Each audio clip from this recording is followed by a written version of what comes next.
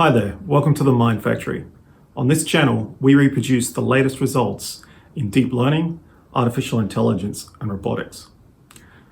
This video is part of a series where we're reproducing a paper called Learning Bimanual Manipulation with Low-Cost Hardware from the Computer Science and Robotics departments of Berkeley and Stanford University.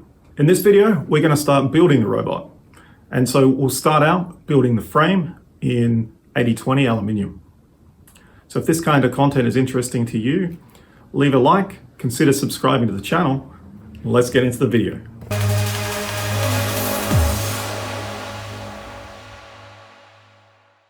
So now we're going to build the frame for the robot.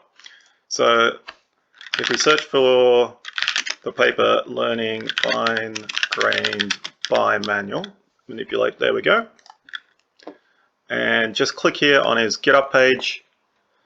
You'll see the hardware tutorial. So we're going to click on the hardware tutorial. It's going to have this picture on it, but we're going to scroll down to part 2. So in part 2, he's got the assembly link for us. This is going to be very helpful. And that is going to take us to an STL for the table. Then if I click down here on the model browser, I can make the arms disappear. Okay? And now I can get a clear view of the table. So I think the way I'm going to approach this is I'm going to build the bottom, the supports here first. Then I'm going to put the sides on. Okay, and then I'm going to do the cross pieces. Now if you zoom in here, we can get a good close look at a perspective on the supports for the robot arm, so the base piece. And you can see we're going to have an extrusion bar jutting out over the lip of the table. And then we've got these two 1 meter bars here. And they are connected by a bracket just holding them in place. Give us a look at that. Yep, they're held in place by an L bracket on the bottom. And then these are held in place by, I believe they are called gussets. So let's have a go. Let's see if we can construct this. Okay, quick video on how to join a couple of these pieces of extruded aluminium together using one of these guys. So take a couple of these nuts and then slot them into the aluminium like this. Okay, just drop it in like that. Then we're going to take our gusset and we're just gonna put it on top. Then you take your screwdriver with the hex bit, drop it in. Then just screw that in just until it's just loosely tight. So you can still slide it along, but it's just like that. And you want the top piece aligned like this. And now we're just going to slide a T-nut into our second piece. There it is.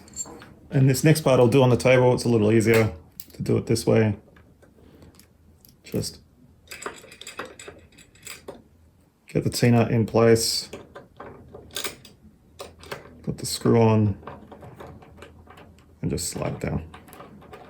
Again, we don't want this fully tight, just enough so that it doesn't slide around too much.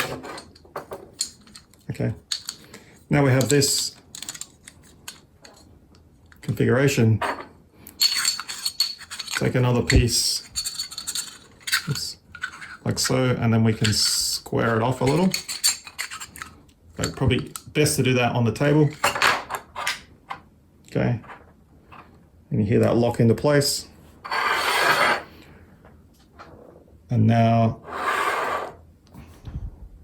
we have the joint set up nicely. Tighten it up.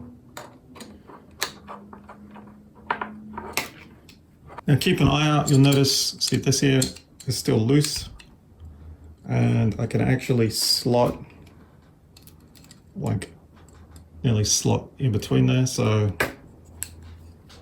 to fix that, you just want to push it in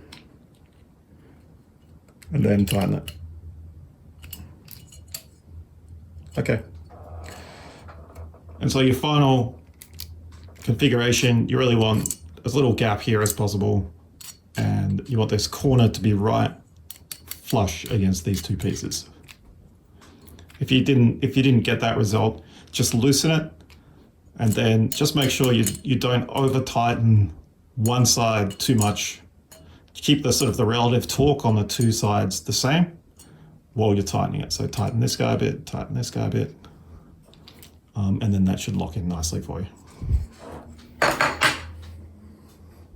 Okay, so to build this lower piece, what I'm going to do, I'm going to put these onto the desk, and then I'm going to build this center rail at the front actually on top, and then flip it over. So in the next video, you'll see me attaching the corner brackets here. Just bear in mind that the corner brackets are going to be kind of upside down because I'm going to flip these over shortly after. Okay, the L bracket is pretty easy. Came with these nuts as opposed to these nuts. I found these fell out of the extrusion bar pretty easy. These guys get a much more solid connection.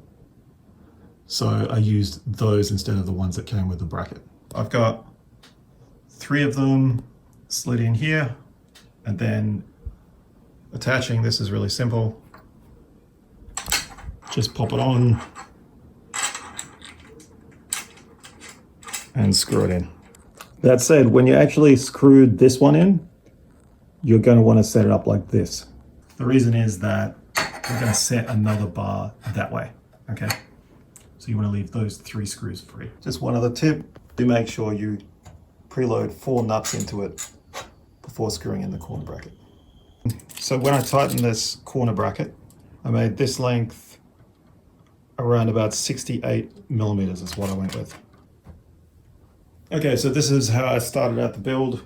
Basically, I decided to build this whole, the 4-piece frame first, with this cross piece that sort of abuts the desk. Now we've completed the construction of the base. The thing to pay attention to here is the preloading. Make sure you've got 4 nuts preloaded into this guy, and you need 3 nuts preloaded into these. To stop the table from like tipping, I just did put this L bracket here using drop-in nuts. Then I had to drill out this hole like that, right? And then once that was drilled, put some wood screws in here. Okay, and now it's screwed in. As you can see, you know, the table's quite stable now. Another tip is I found it's best to, when putting in these vertical struts, it's better to put the gussets on first and then attach them. Okay, here's the completed frame.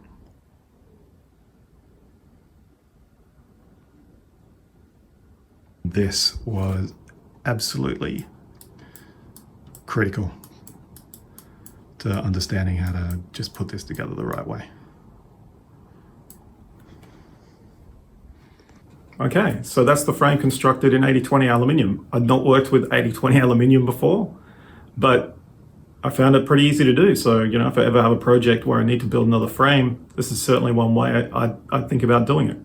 In the next video, we're going to start working with the robot. We're going to use the parts that we printed earlier to build the end effector, the gripper of the robot. So I hope you stick around for that one, and I'll see you in the future.